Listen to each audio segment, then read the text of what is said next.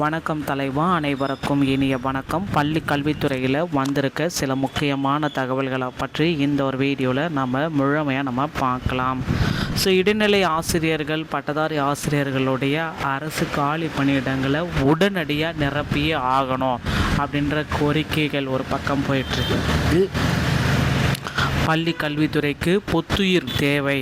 ஒரு குழந்தையின் பள்ளி கல்வி அதே 17ஆம் வயது வரை நீடிக்கிறது.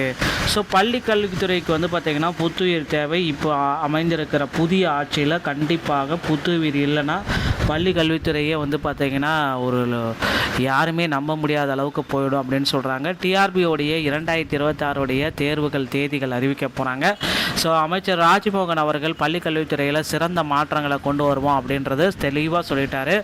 ப்ரெஸ் மீட்லேயும் பார்த்திங்கன்னா அமைச்சர் ராஜ்மோகன் அவர்கள் நிறைய விஷயங்கள் பார்த்திங்கன்னா பள்ளி கல்வித்துறையில் நாங்கள் செயல்படுத்த போகிறோம் அப்படின்னு சொல்லியிருக்காங்க. யூஜிடிஆர்பி, பிஜிடிஆர்பியுடைய தேர்வுகள் உடனடியாக நடத்தப்படும். இதற்கான நோட்டிஃபிகேஷன்கள் அனைத்துமே அதி விரைவில் நாங்கள் வெளியிடுவோம் அப்படின்றது அமைச்சர் ராஜ்மோகன் அவர்கள் குறிப்பிட்டிருக்காரு. 15,000 ஆசிரியர் காலி பணியிடங்களை நாங்கள் எடுத்து வச்சுருக்கோம். அதை இந்த ஆண்டு இறுதிக்குள்ளாரையே 15,000 ஆசிரியர் காலி பணியிடங்களை கம்ப்ளீட் பண்ணிவிடுவோம் அப்படின்னு சொல்லிட்டு இருக்காங்க. டிஆர்பியை பொறுத்த வரைக்கும் பார்த்திங்கன்னா படிப்போரே கவனத்தோடு இருங்க. அதி விரைவில் உங்களுக்கு உண்டான நோட்டிஃபிகேஷன்கள் அனைத்துமே வருது. இப்போந்தே உங்களை நீங்களே தயார்படுத்தி கொள்ளுங்கள். இப்போ பார்த்திங்கன்னா பள்ளி கல்வித்துறையில் சில புத்துயிர் தேவை அப்படின்றத குறிப்பிட்டு சொல்லிட்டு இருக்காங்க. நிறைய பேருடைய பாதுகாப்புகள் மாணவ உடல் நலனையும் அறிவு நலனையும் மிகவும் குறிப்பாக பண்பு நலனையும் தீர்மானிக்கிறது. எனவே அந்த காலகட்டத்தை ஒரு குழந்தையின் சமூக கருவறை காலம் என்று குறிப்பிடலாம். கடந்த 50 ஆண்டுகளில் மிகவும் அதிகமாக வதைத்து பயிற்றுவிக்கப்பட்டு பெருமளவில் தங்கள் இயல்பறிவை இழந்தவர்கள், கண்டுகொள்ளாமல் விடப்பட்டவர்களும், உரிய முறையில் வழிநடத்தப்படாதவர்களும் மாறிப்போயுள்ளன. எனவே இன்றைய சமூகத்தின் பல லட்சக்கணக்கான குழந்தைகள் இருவேறு குழுக்களாக பிரிக்கப்பட்டிருக்கின்றன. இதனால் பார்த்திங்கன்னா பள்ளி கல்வித்துறைக்கு ஒரு புத்துயிர் தேவை அப்படின்றத குறிப்பிட்டு சொல்கிறாங்க. இப்போ பார்த்திங்கன்னா அடுத்து பார்த்திங்கன்னா தமிழகத்தில் இந்த உதவி பேராசிரியர் 2708 உதவி பேராசிரியர் நியமனத்தை உடனடியாக நடத்தணும் அப்படின்ற மாதிரி நிறைய கோரிக்கைகள் போயிட்டுருக்கு. ஆனால் அந்த உதவி பேராசிரியர் நியமனத்தில் நிறைய முறைகேடுகள் நடந்திருக்கனால அந்த தேர்வையே ரத்து செஞ்சுட்டு புதிய தேர்வை வைக்கலாம் அப்படின்ற மாதிரி எண்ணங்கள் பள்ளி கல்வித்துறையில் போயிட்டுருக்கு. விரைவில் இதற்கு ஒரு சுமூகமான முடிவுகள் வரும் அப்படின்றத நம்ம எதிர்பார்க்கலாம். டெட் தேர்ச்சி பெற்ற ஆசிரியர்கள் அனைவருக்குமே பார்த்திங்கன்னா தொகுப்பூதியத்தில் பணி வாய்ப்பை கொடுக்கலாம் அப்படின்ற மாதிரி போயிட்டுருக்கு. கண்டிப்பாக பார்த்திங்கன்னா அந்த டெட் தேர்ச்சி பெற்ற ஆசிரியர்கள் அனைவருக்குமே தொகுப்பூதியத்தில் உடனடியாக பணிக்கு கொடுக்கலாம் அப்படின்ற மாதிரி போயிட்டுருக்கு.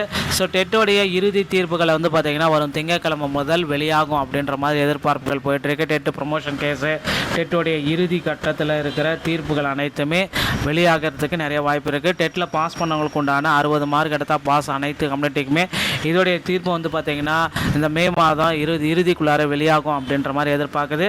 முதல்வர் விஜய் அவர்கள் பார்த்திங்கன்னா ஆசிரியர்களுக்கு நன்மை பயக்கக்கூடிய செய்திகளை விரைவில் வெளியிட இருக்காரு. அதில் பார்த்திங்கன்னா 2013, 17, 19 இந்த டெட்டில் தேர்ச்சி பெற்ற ஆசிரியர்களுக்கு கண்டிப்பாக பணி வாய்ப்பை நாங்கள் கொடுத்தே ஆகுவோம் அப்படின்ற மாதிரி குறிப்பாக சொல்லிட்டு இருக்காரு. கண்டிப்பாக ஆசிரியர் பணியிடங்களுக்கு ஏற்ப பார்த்திங்கன்னா இந்த பேட்சுக்கு பார்த்திங்கன்னா பணி வாய்ப்பை கொடுத்துட போகிறாங்க. ரெடி ஆகிக்கவங்க மக்களே. அடுத்தடுத்த தகவல்கள் எல்லாமே பள்ளி கல்வித்துறையில் இந்த டைம் பார்த்திங்கன்னா நிறைய முக்கியமான மகிழ்ச்சிகள் தரமான செய்திகள் வந்துட்டுருக்கு.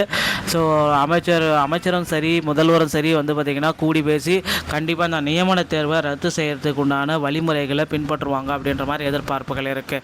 தமிழகத்தில் நியமன தேர்வு அப்படின்றது ஒன்று தேவையே இல்லை. டெட்டில் பாஸ் பண்ணால் உடனடியாக பணி அப்படின்ற மாதிரி ஒரு தேர்வுகள் போயிட்டுருக்கு. கண்டிப்பாக இதற்கான ஒரு சுமூகமான முடிவை முதலமைச்சர் விரைவில் வெளியிடுவார் அப்படின்னு எதிர்பார்க்கலாம். டிஆர்பி மற்றும் பள்ளி கல்வித்துறையில் இந்த தகவல்கள் உங்களுக்கு பிடிச்சிருந்தால் நீங்கள் நம்முடைய சேனலோட இணைந்திருங்கள். மீண்டும் ஒரு நல்ல தகவலோடு நான் உங்களை சந்திக்கிறேன். நன்றி, வணக்கம், தேங்க்யூ.